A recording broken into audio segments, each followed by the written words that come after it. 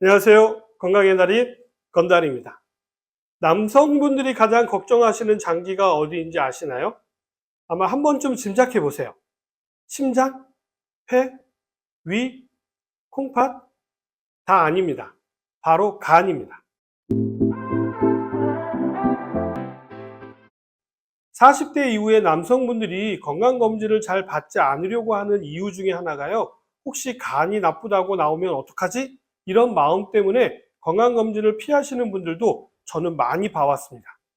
아무래도 늘 피곤하기도 하고 술도 자주 마시고 몸에 안 좋다라고 하는 기름진 음식은 내가 다 먹고 있는 것 같다 보니까 왠지 간이 안 좋지 않을까 이런 생각이 많다 보니 간에 문제가 있을 거라고 생각되다 보니까 그걸 굳이 건강검진을 통해서 확인하고 싶지 않은 것이죠. 그러나 이런 생각은요, 정말 잘못된 생각입니다. 간이 걱정이 되실수록요, 간에 대한 관심을 높이시고요, 간이 안 좋을 때 나타나는 증상들을 확인하셔서요, 미리미리 관리하시는 것이 제일 중요합니다. 자, 이런 의미에서 오늘은요, 간에 이상이 생기게 되면 나타나는 증상들에 대해서 말씀드리도록 하겠습니다. 가장 흔하게 나타나는 증상으로는요, 감기에 잘 걸리는 편이고요, 또 한 번 감기에 걸리면 감기가 잘 낫지 않는 경우입니다. 감기는 약이 없는 거 알고 계시죠? 감기는 오로지 나의 면역력으로만 나을 수가 있는데요. 이런 감기가 잘 낫지 않는다면 간 기능 저하를 의심해 보셔야 합니다. 간은 면역력과 관련이 아주 깊기 때문입니다. 다음으로 많이들 알고 계시는 만성 피로입니다. 간은 피로를 풀어주는 장기인데 이 피로가 잘 풀리지 않고 만성적으로 나타난다면 간 기능에 문제가 없는지 확인이 필요합니다. 다음은 갑자기 혈당 수치가 높아졌다고 한다면요, 간 기능을 의심해 보셔야 하는데요. 일반적으로 혈당 수치하면 췌장 기능에 문제가 있는 것으로만 생각하기가 쉽지만요. 이런 경우라면 혈당이 높아진 이후에 지속적으로 높게 혈당이 나온다면 췌장의 문제일 가능성이 높지만 일시적으로 높아졌다 낮아졌다를 반복한다면요, 간 기능의 문제로 보셔야 합니다. 결국 혈액의 혈당을 일정하게 유지시켜주는 기능은요, 간이 담당하기 때문입니다. 혈중 포도당이 높으면요, 간에서 글리코겐으로 변화시켜 가지고요, 간에 저장을 했다가 혈당이 떨어지게 되면 간에서 글리코겐을 다시 포도당으로 만들어서 혈당을 높이는 작업을 하기 때문입니다. 다음으로는요, 기름진 음식을 잘 소화시키지 못한다면 간 기능에 문제가 있지는 않은지 의심해 보셔야 하는데요. 기름진 음식을 소화시키는 리파제라고 하는 효소는요, 간에서 만들어져서 담즙을 통해서 분비가 되어지는데요. 이때 간 기능에 문제가 발생하여서 리파제가 잘 만들어지지 않게 되면요, 지방 소화가 잘 이루어지지 않게 되어서 기름진 음식이 소화가 잘 안 되는 현상이 나타나게 됩니다. 또는 간에서는 리파제라는 효소가 잘 만들어지는데 담즙이 잘 분비되지 않아서 나타나기도 합니다. 이런 시간이 길어지게 되면요, 담석이 생길 가능성도 높아지게 되고요. 화장실에 가서 변을 보아도요, 지방변이라고 해서 물 위에 기름막이 뜨는 변을 보시게 되는 것이죠. 심하면 황달이 나타날 수도 있기 때문에 기름진 음식 소화가 어려우시다면요, 간 기능을 의심해 보셔야 하고요. 원인을 찾아서 치료를 꼭 하셔야 합니다. 이러다 보면 배에 가스가 차게 되기도 하고요. 변비 증상이 나타나기도 하는데요.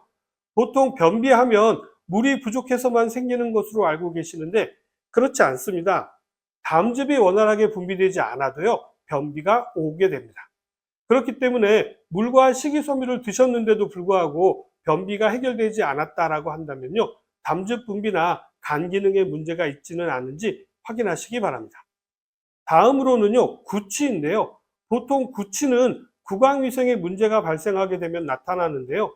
이런 경우라고 한다면 구강위생 관리만 잘 해주시면 해결되는데요. 이렇게 해도 구취가 해결되지 않는다면요, 다음으로 위 건강을 확인해 보셔야 합니다. 위 건강에도 문제가 없다라고 한다면요, 간 건강을 의심해 보셔야 합니다. 간은 지방을 비롯한 여러 가지 영양소의 소화와 연관이 깊은데요. 이러한 영양소가 소화가 잘 되지 않게 되면 냄새가 발생하게 되고 해독작용이 원활하게 일어나지 않게 됨으로 인해서 이러한 냄새가 입으로 나오게 되는 것이죠. 이러한 경우라고 한다면요, 입안이 텁텁하게 느껴지기도 하고요. 입에서 신맛이 느껴지는 경우가 많이 나타납니다. 다음 증상도 주의 깊게 살펴보셔야 하는데요. 오후가 되면요, 몸, 특히 하체나 다리가 붓기도 하고 소변 장애가 발생한다면 간 기능에 문제가 있지 않은지 확인해 보셔야 합니다. 보통 부종하면 신장을 많이들 생각하시는데요. 네, 맞습니다. 신장에 문제가 생겨도 부종이 나타나죠. 그러나 간에 문제가 발생해도 부종이 나타나기도 합니다. 그리고 간이 나빠지기 시작하면요, 신장도 같이 나빠지게 되어져 있습니다.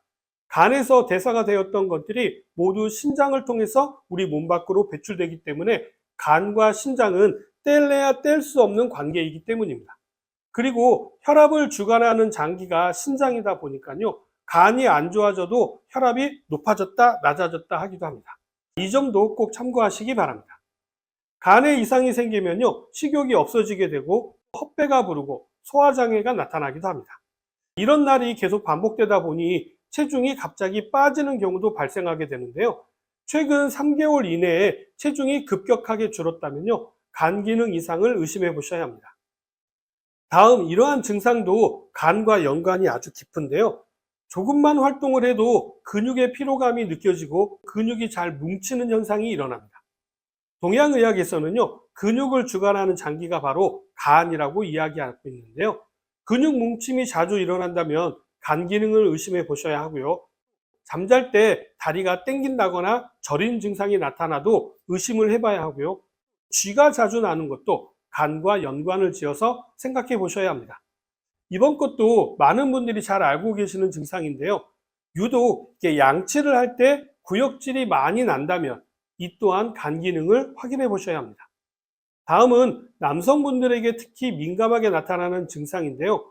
성욕이 급격히 감소했다면 간 기능을 의심해 보셔야 합니다.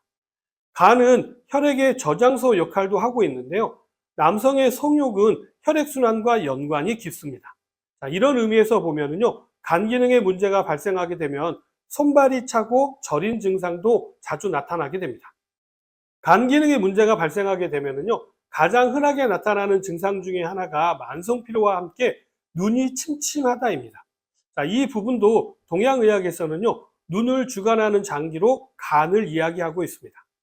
눈에 좋은 차로 알려져 있는 결명자도요, 간의 열을 빼는 데 사용하는 약재이거든요. 그렇기 때문에 간에 열이 차게 되면 눈이 침침해지는 것입니다. 다음은 신경이 예민해지고 스트레스가 잘 풀리지 않아서 자주 화가 난다인데요.